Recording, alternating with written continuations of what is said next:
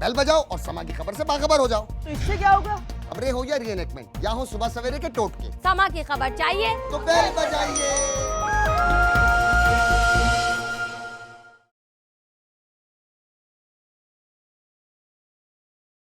रंज हर रंग के झोली में भरे हैं हमने।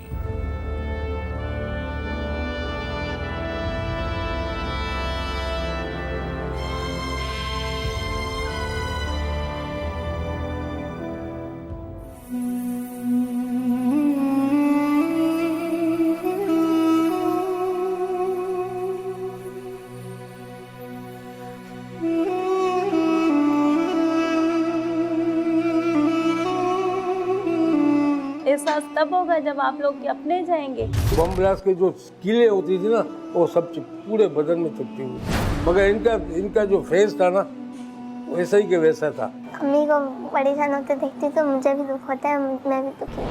पता नहीं कौन है, अल्लाह बेहतर जानता है, समझ से बाहर है सब कुछ। जब मैं स्कूल में बच्चों के पापा को देखता हूँ तो मुझे भी होता है कि तो पापा होते हैं। 28 दिसंबर सन 2009 का वाक़या है कि एक दहशतगर्दी होती है और इरफान सम्मो समेत कई नाम इस जहां से उठ जाते हैं।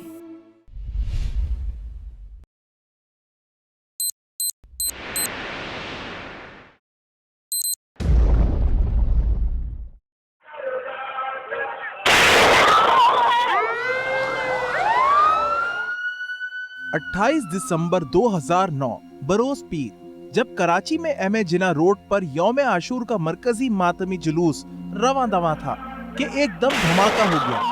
तफसीलात के मुताबिक जब जुलूस पीर की शाम तकरीबन 4:15 बजे M A Jinnah road lighthouse signal के करीब पहुंचा तो एक बेकरी की तरफ से आने वाली सड़क से आने वाले एक खुदकुश हमला आवर ने जुलूस में दाखिल होने की कोशिश की। इसी दौरान जुलूस के इंतजामात के लिए लगाए जाने वाले कैंप में मौजूद स्काउट्स और रेंजर्स के एहलकार अब्दुल रज़्ज़ाक ने उसे काबू करना चाहा तो हमला आवर ने हौलनाक धमाके से खुद को उड़ा लिया। धमाका इस कदर शदीद था कि आसपास की इमारतें लरज़ उठीं और हर तरफ सफेद धुआं फैल गया। जुलूस के शुरका में भगदड़ मच गई। इस धमाके में 60 से ज्यादा अफराद शहीद और 200 से ज्यादा जख्मी हो गए थे। शहीद होने वालों में 2 दोस्त 32 साला मोहम्मद इरफान सम्मो वल्द मोहम्मद इकबाल और 33 साला अनवर सूमरो वल्द अली मोहम्मद सूमरो भी शामिल थे। ये गहरे दोस्त अब्दी सफर पर एक साथ रवाना हुए। इनका ताल्लुक यंग बॉयज स्काउट से था। आज के प्रोग्राम मुतासिरीन में आप शहीद इरफान सम्मो के लवाहिकीन से गुफ्तगू मुलाहिजा कर रहे हैं।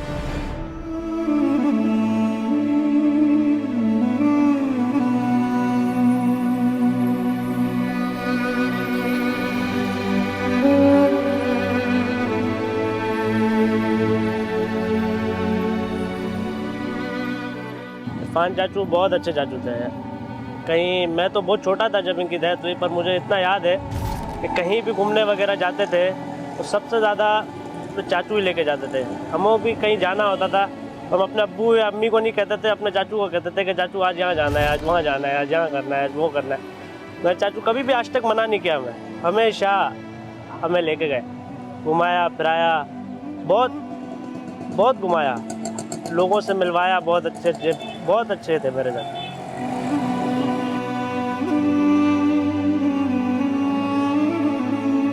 सन 2009 की बात है, मगर यहाँ अब भी वो आलम है कि अब तो अपनी आंखों में अश्क भी नहीं थमते, अब तो अपनी आंखों में अश्क भी नहीं थमते। जख्म जो दिए तुमने वो बहुत ही गहरे हैं। खुदा का खौफ नहीं है इनको, इनका अपना ज़मीर नहीं है। क्या वो सोचते नहीं है कि हमारे अपने जो मासूम चले जाते हैं इस तरह के वाक़यात में, उनके जो पीछे हैं घर वाले, उनका क्या होगा? खुदा आप बंद करें ये सारी चीज़ें।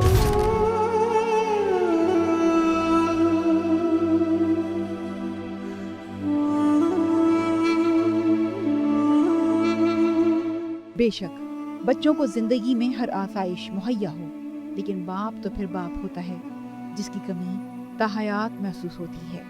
इरफान सम्मो जो एक दहशतगर्दी का शिकार हो गया। मेरे भी अब्बू नहीं है, मुझे भी इस बात का दुख है, क्योंकि हमारे पास होना चाहिए था। हमारी ज़रूरियात पूरी करते हैं। हमारे बाबा भी शहीद हो गए। मम्मा खुश होती है तो उनको देख के हम भी खुश होते हैं। जब दुखी होती हैं तो हम भी उनको देख के दुखी होते हैं। मैं बताती थी कि ना बाबा गुड़िया लाते थे और मुझे बहुत मोहब्बत करते थे और मुझे तो कुछ भी याद नहीं।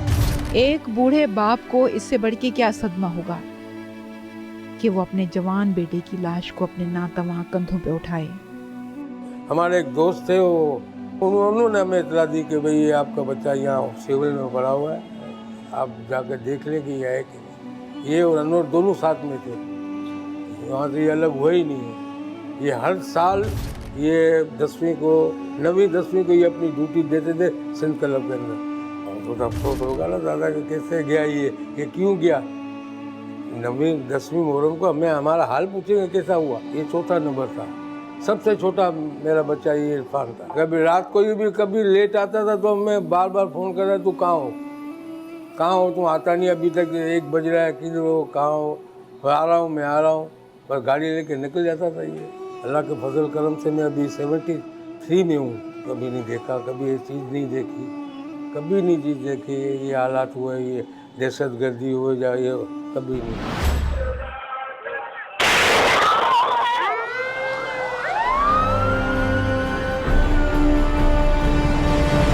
जिंदगी किसी की भी हो बहुत ज्यादा कीमती होती है और किसी को किसी की जान लेने का कोई हक नहीं है। आज इरफान सम्मो के घर की हालत देखिए कि तकरीबन 8 साल गुजरने के बावजूद भी गोया कल की बात है। मैं क्या, पूरा इलाका ही उसको याद करता है और बहुत शिद्दत से याद करता है। हम बड़ा अफसोस है उसके लिए, क्योंकि वो आई साहब का हमारे सबसे छोटा बेटा था और हमारा और उनका सबसे फैमिली टर्म्स भी है। हम बचपन से एक साथ ही रहे, तो उसकी शिद्दत से बड़ी कमी महसूस होती है। सबसे अच्छा बच्चा था हमारे यहाँ, तो सुबह अपना काम पे चला गया, शाम को आ गया, किसी को परेशान नहीं, किसी के लेने देने में नहीं, और सबके साथ बड़ा मुखलिस रहता था। तो मेरी शादी में वो पागलों की तरह काम कर रहा था, और इसी तरह किसी का भी कोई खुशी का काम हो या गम का काम हो, वो सबके साथ बेचारा लगा रहता था। और बाजू का तो ऐसा होता था, अपनी शोरूम से भी छुट्टी करके आ जाता था, वो लोगों के काम में आता। हम भूल जाते हैं हर वो बात जिससे हमारा बिलवास्ता या बिलावास्ता कोई ताल्लुक ना हो। इसीलिए आज एक का किस्सा किसी दूसरे के लिए माजी का हिस्सा। अगर किसी दहशतगर्दी का शिकार हो जाए या किसी और तरीके से वो मंजरनामे से हट जाए तो फिर हम भी तो भूल जाते हैं ना। ज़ाहिर है ख़ानदान की तबाही है उसमें, अगर 2-4 बच्चे हैं, अगर तालीम का सिलसिला है या आगे, तो वो अमल रुक जाता है। तहफ़्फ़ुज़ था, भाईबंदी थी, एक दूसरे के जो है दुख दर्द में शरीक होने वाली बात थी, रोड सेंस था, कॉमन सेंस था। और हर लिहाज से वो शहरी जो 30, 40, 50 साल पहले का है वो ज़्यादा बेहतर शहरी था। लेकिन वो वैल्यूज़, वो अक़दार जो है आस्ते आस्ते जो है हमारे माशरे से जो है गायब होते जा रहा है। और एक मोबाइल छीनने वाले को पकड़ के बिठा देते। आप खुद जा रहे हो तो आपके पीछे तो आपके घर वाले हैं ना।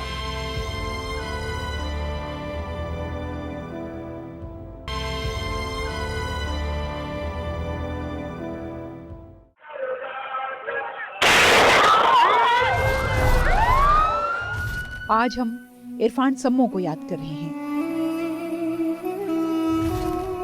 वतन अजीज में न जाने कितने चेहरे दहशतगर्दी के तूफान की नजर हुए। हर चीज़ पे ध्यान रखना, कभी कोई चीज़ की फरमाइश करूँ तो ना नहीं कहते थे, बल्कि मेरी पसंद नापसंद का ख्याल रखते थे कि तुम्हें ये चीज़ पसंद है, चलो। रात को लॉन्ग ड्राइव पे लेके जाते थे। सब बच्चों को, मेरे जेठ वगैरह के सबके बच्चे साथ में होते थे और हम लोग घूमने के लिए निकल जाते थे।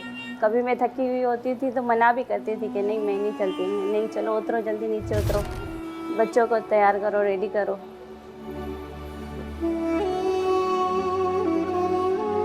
हमाद इरफान हुसैन, वो 12 साल का है। बहुत ज़्यादा खुश थे कि मेरे घर पे बेटा आया है, हमारी औलाद हुई है। माशाल्लाह उसकी बर्थडे भी हमने की थी।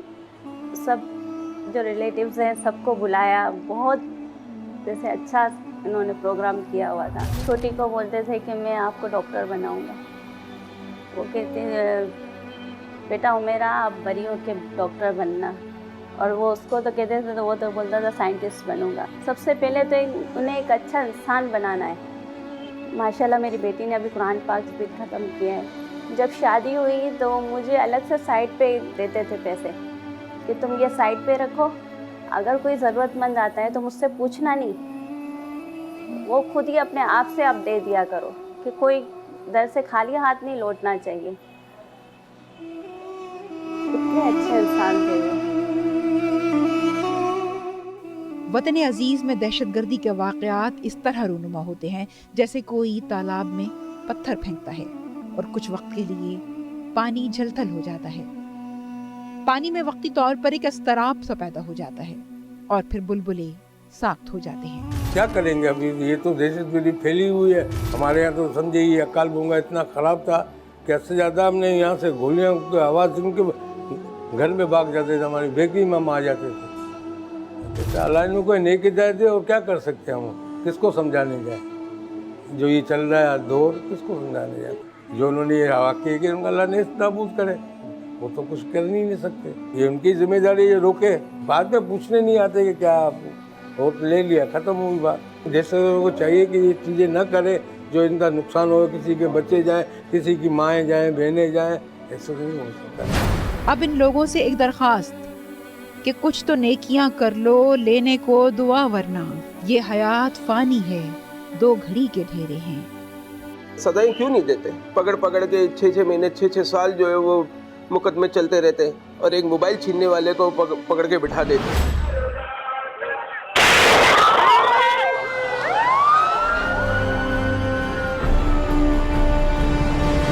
जिस दिन उसका इंतकाल हुआ, मैं इसी रूम में यहीं बैठा हुआ था। आशूरे का दिन था, हमने घर में न्याज बना रहे थे। हम मेरे कुछ दोस्त कोयटा से आए हुए थे, तो उनको भी इन्होंने दावत की हुई थी। हम यहीं बैठे हुए थे सारे, और थोड़ी देर में स्पॉट हुआ तो हम सारे पागल हो गए। भाई क्या हो गया? टीवी खोला तो देखा लाइट हाउस, और लाइट हाउस पे हमें पता है उसकी ड्यूटी होती है, वो हमेशा यहीं बैठता है। बहरहाल उसके बाद तो मोबाइल ट्राई की तो मोबाइल बंद। इसके जानने वाले जितने दोस्त थे करीबी, सबके मोबाइल बंद। बस फिर हम पागलों की तरह निकल पड़े सारे शहरों में छानते छानते। हमें जाके रात को पता लगा कि वो फलानी जगह पर है। बहरहाल बड़ी मुश्किलों से फिर उसको लाए। गुस्ल मैंने उसको अपने हाथ से दिया है, तो काफ़ी जिस्म पे उसके ज़ख्म थे, बड़े गहरे गहरे खड्डे थे। बहुत मुश्किल का दिन था वो।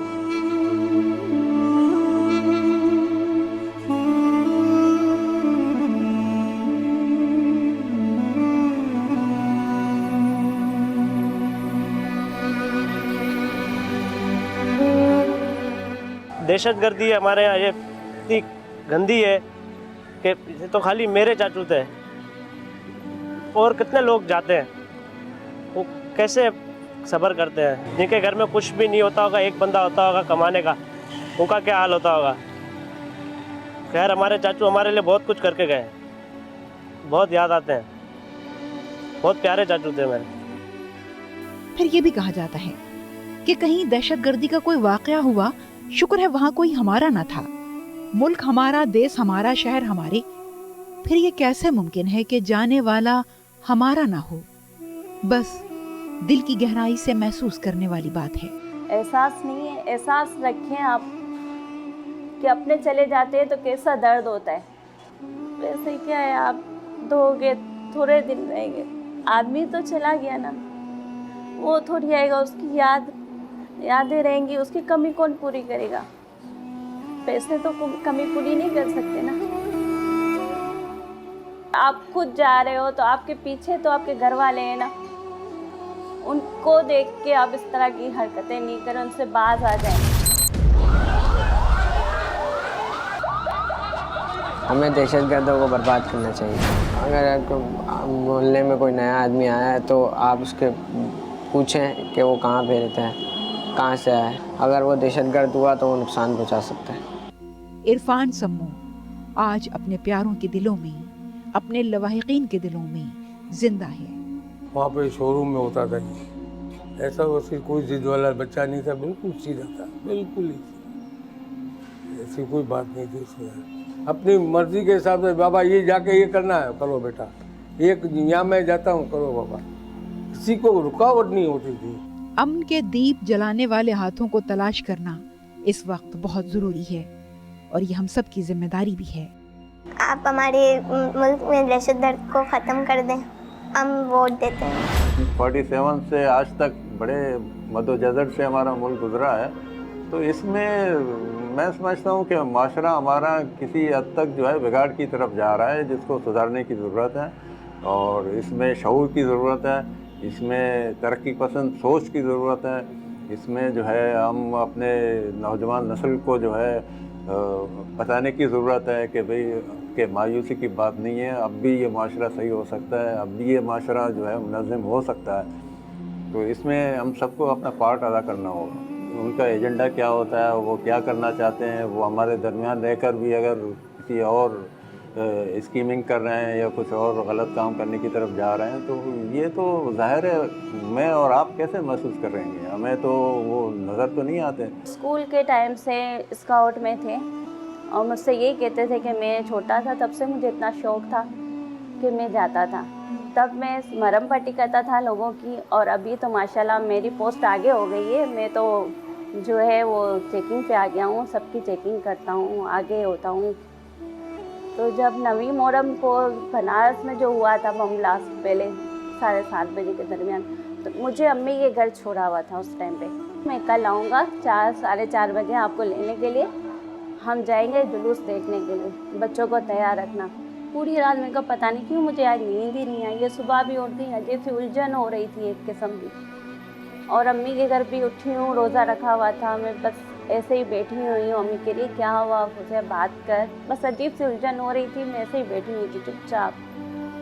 4:15 हुई तो उस टाइम पे असर की अजान का टाइम था, और हमारे जो सामने वाली लेबर है उन्होंने आवाज़ की कि देखो तो लाइट हाउस पे बम ब्लास्ट हुआ है। अल्लाह बम ब्लास्ट हुआ है, मैं कहा इरफान भी वहीं पर हैं, तो मैं उनका फ़ोन ट्राई करी, अब मिस कॉल में देती थी, उसी टाइम पे सडनली उनका फ़ोन आ जाता था। अब मैं कॉल कर के थक रही हूँ, लेकिन ना फ़ोन ही बंद आ रहा है। मैं कहा पता नहीं क्या, मैंने बाबा को फ़ोन किया, बाबा मस्जिद में थे, फिर मैंने जेठ को फ़ोन किया तो उन्होंने कहा ठीक है मैं पता करता हूँ। फिर उसी टाइम पे ये लोग निकले उस टाइम पे देखने के लिए। मैं कहा नहीं, बस मेरी आँखों से यकायक आंसू, इतने आंसू बह रहे थे, और अजीब सुलझन मेरी सिस्टर देख रही है क्या हो गया है इसको, और नीचे भी इतना रश लगा हुआ था। मैं देख के बस एकदम से मैं चौंक गई, मैंने कहा ये क्या है, तो कहा कुछ नहीं ऊपर चलो। अब यहाँ पर बैठे हैं तो कहा पढ़ो जल्दी से पढ़ना स्टार्ट करो, या सलामों का वर्द करो। तो हम लोग पढ़ने लगे हुए थे, और उसी टाइम पे मेरे जो जेठ हैं इनके हस्बैंड वो आए।